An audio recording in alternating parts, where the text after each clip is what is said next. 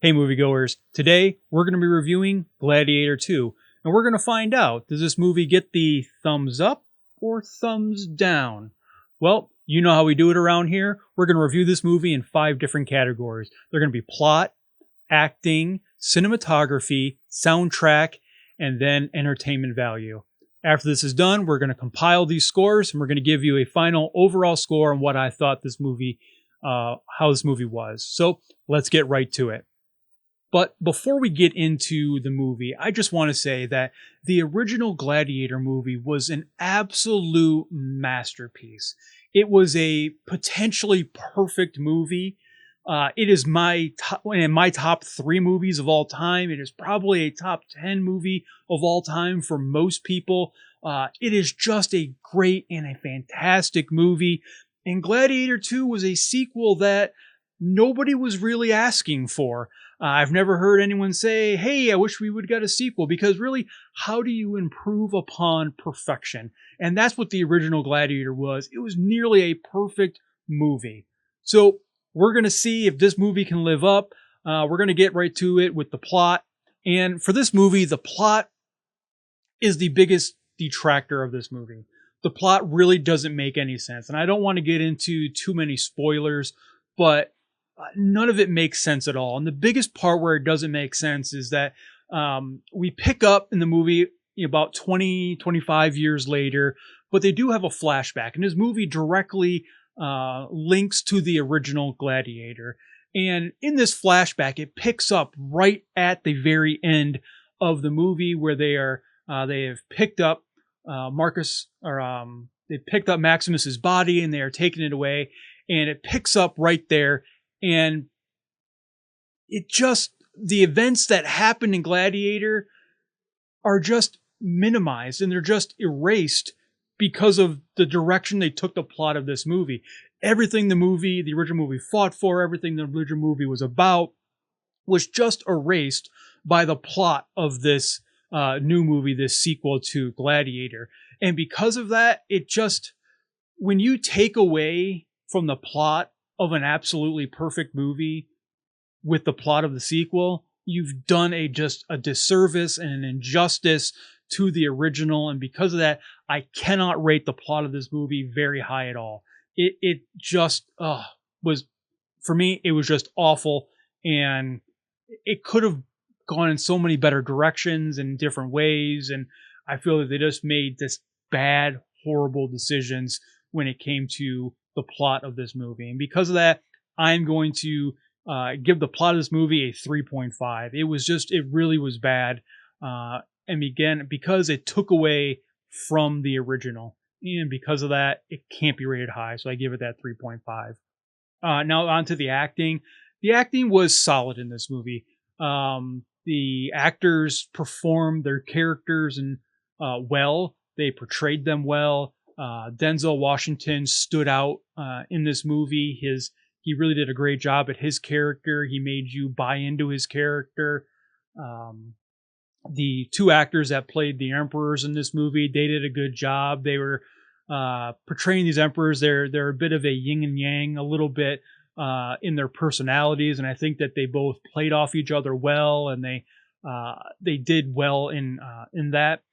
Paul Mescal, who played Lucius in this movie, I think he did an okay job. I would say that he may have been one of the more weaker points of the movie. I think he was trying too hard to be Russell Crowe in the original, and I think because of that, instead of just trying to just allow himself to be his own character, it kind of took away from his character a little bit, and he was probably one of the weaker points of this movie in the acting category for me. But overall, I think the acting was really solid, and I'll give the acting score a 7.0. Now on to the cinematography. The fight scenes in this movie were fantastic. They were done really well. I would say that they are probably on par with the scenes from the original Gladiator. And we know the scenes in the original Gladiator were fantastic. One of the things that really stood out in a new direction that they took this movie is they did a naval battle. And we know that in the Colosseum, they had naval battles in real life. And to see that actually come to the screen and see how that was done, and it looked really well. I think they did a fantastic job. bringing that to the screen and portraying that on the screen. And it added a new wrinkle. It wasn't just your typical fight scenes. It added a new wrinkle from the original. Other than that, visually, I think this movie told the story it was trying to tell well. Now, I don't think that story was a good story, but I think they told the story well visually.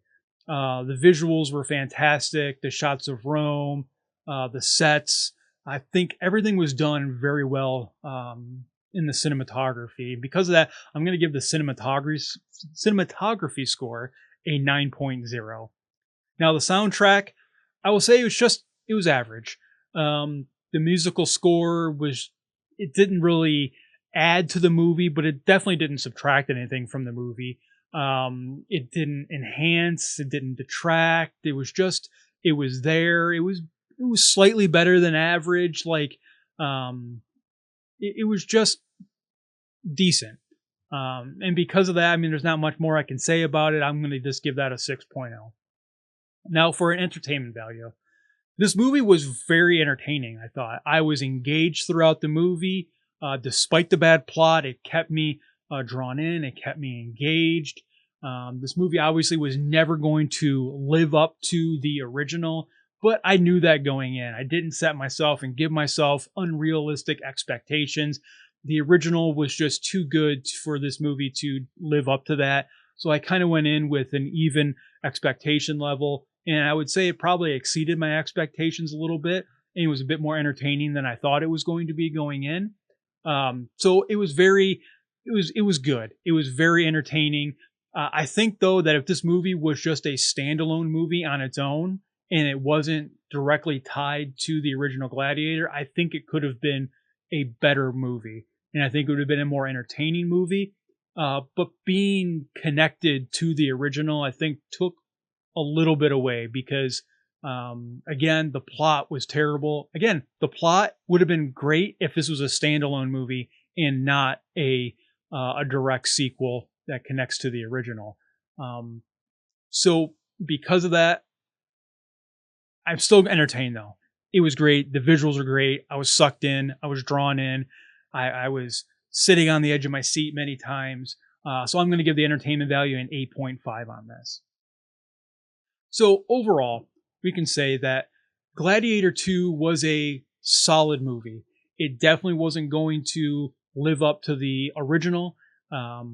It was never going to be that good, but it was a good, entertaining movie. It had great visuals. It had solid acting.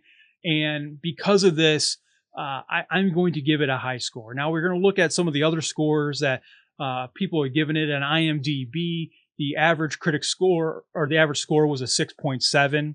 On Rotten Tomatoes, they gave it a 71% for the critics and an 82% for the audience. And I think I'm going to fall a little bit more in line with the Rotten Tomato critic score. I'm going to give it a 7.2 out of 10. It was a very good movie. It was an entertaining movie. It was just the plot. And the plot and that plot being tied to the original that brings this movie down. I think if it was a standalone movie on its own, I may have been more into the 8s or an 8.2 range, but because it was tied to the original, it has to be knocked down, and it's going to bring that score down to a 7.2 because it took away from the original in some ways. So let me know what you guys think down in the comments. Have you seen Gladiator 2 yet? Let me know. Do you give it a thumbs up or a thumbs down? Make sure you check out some of the rest of the videos like this one right here. All right, everyone. Have a great day. See ya.